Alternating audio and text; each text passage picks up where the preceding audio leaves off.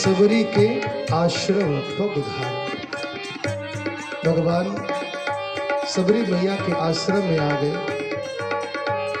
तुरंत मैया ने जैसे ही देखा, महाराज सबरी मैया नित्य निरंतर भगवान का फूल की पंखुड़ियां बिछा करके स्वागत करती हैं कि मेरे राम कब आएंगे, मेरे राम कब आएंगे।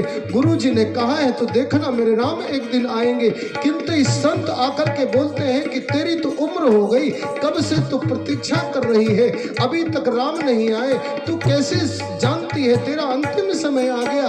अरे अब कोई राम नहीं आएंगे तो नित्य निरंतर क्यों इस तरह की तैयारी करती है। उसने कहा मेरे राम कब आ जाएंगे मुझे क्या पता, लेकिन मैं इतना जानती हूँ कि मेरे राम तो जरूर आएंगे और कहीं कोई स्वागत में चूक ना रह जाए। इसलिए महाराज नित्य प्रति वो उसी तरह से स्वागत की तैयारी भगवान की करती है कि भगवान कब पधार जाएंगे, कोई स्वागत में त्रुटि ना रह जाए। हम सब का भाव होता है, एक दिन कोई नहीं आया तो फिर अपने अपने काम में लग जाते हैं, और जब वो व्यक्ति आ गया जिसके लिए हम प्रतीक्षित हैं तो कोई स्वागत नहीं कर पाते।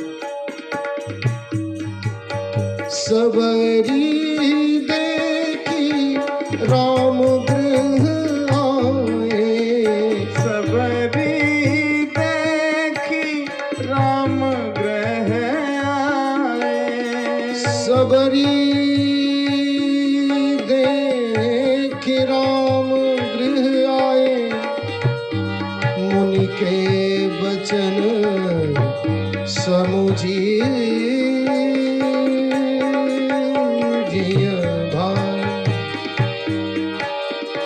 सबरी देखी राम गृह आए, मुनि के वचन समझी जिय भाए, मुनि के वचन समझी जिय भाए। मैया ने देखा,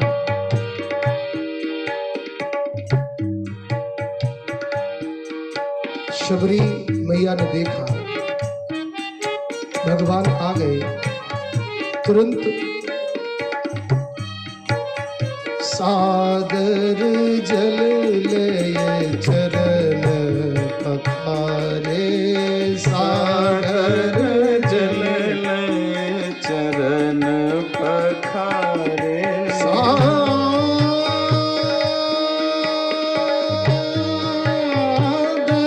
जल ले चरण पखारे, सादर जल ले चरण पखारे, सादर जल ले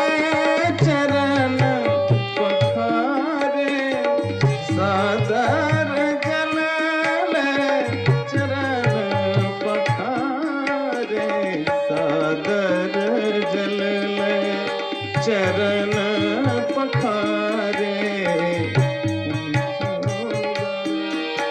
आसन बैठा।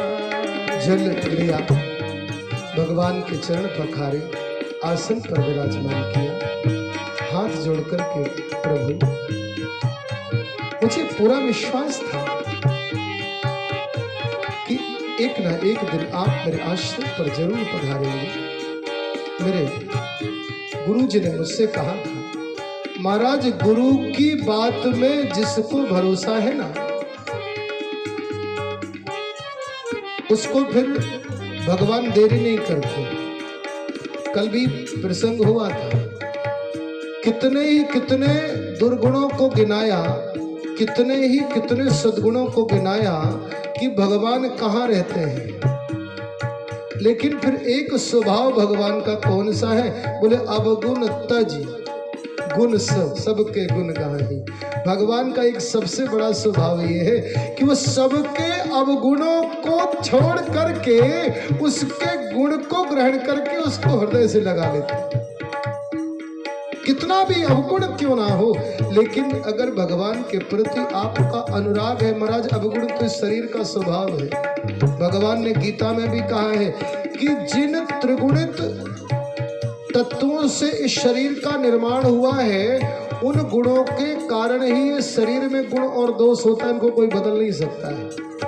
लेकिन भगवान के प्रति अगर अनुराग हुआ तो भगवान कहते हैं कि मेरे पथ पर बढ़ाया हुआ एक भी कदम, कोई कितना भी बड़े से बड़ा व्यभिचारी क्यों ना हो, संसार उसको भले ही क्यों ना छोड़ दे, लेकिन मेरी ओर बढ़ाया हुआ एक भी कदम मैं उसको पीछे नहीं हटने देता, मैं उसको स्वीकार करता ही करता हूँ। भगवान कोई आचारी विचारी व्यभिचारी, वो तो जानते हैं ना कि सब कुछ तो करने वाला मैं हूँ।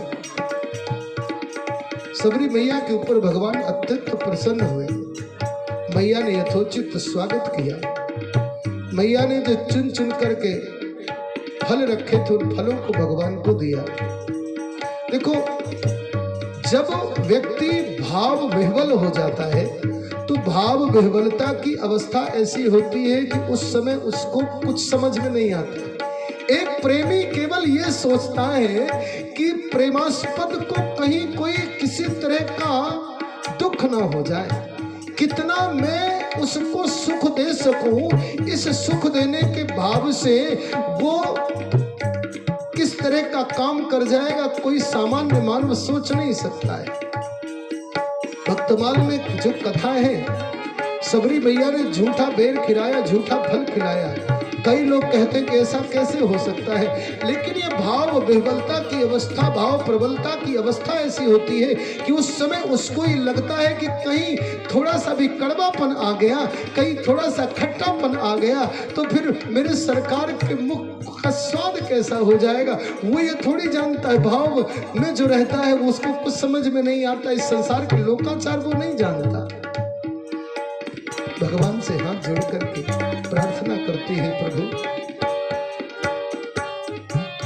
मेरे गुरु ने मुझे संकेत किया था, मेरे गुरु ने केवल आपके प्राप्त हो जाने का मंत्र मुझे दिया था, सेवा का मंत्र दिया था, भाव का मंत्र दिया था, लेकिन ज्ञानोपदेश नहीं दिया था।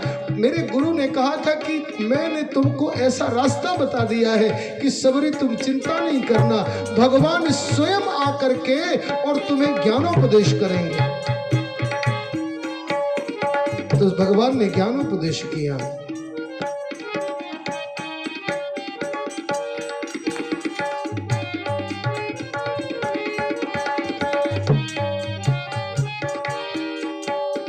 नवधा भगति कहूँ तो ही पाही, नवधा भगति कहूँ तो ही पाही, नवधा भगति कहूँ तो ही पाही, नवधा तो ही पाही, नवधा भगति कहाँ तो ही पाही।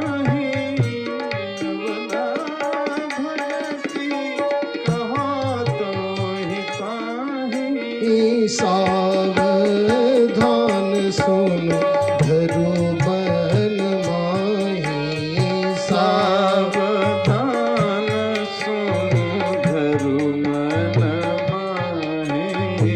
प्रथम भगति संतन संगा, प्रथम भगति संतन कर संगा, दूसर रति मम कथा प्रसंगा, दूसर रति मम कथा प्रसंगा। जब तक संतों का संग नहीं मिलेगा तब तक आप सोचो कि भगवान के प्रति आपको भक्ति मिल जाएगी।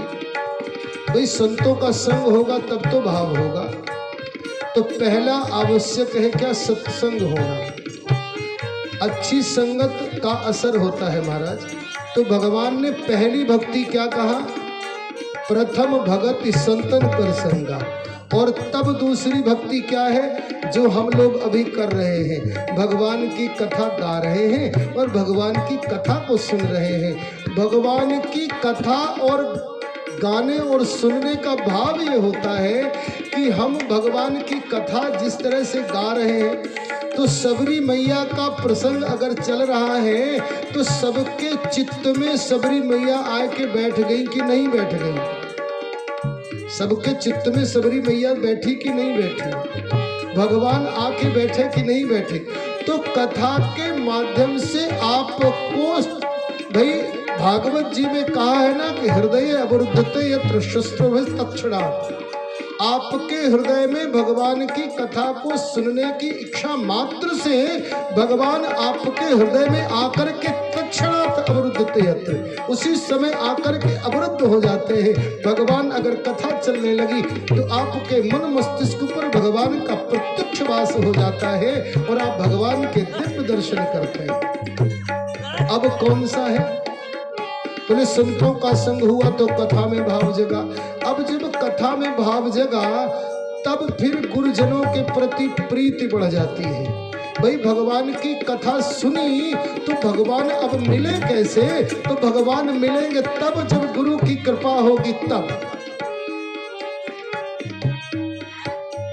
गुरु पद पंकज सेवा तीसर भगति अमान, चौथी भगति मम गुण गण करई कपट तजिगा। गुरु के पद कमलों पर प्रीति होने के बाद फिर मेरे गुणों का गान करो, ये भगवान की चौथी भक्ति बताई।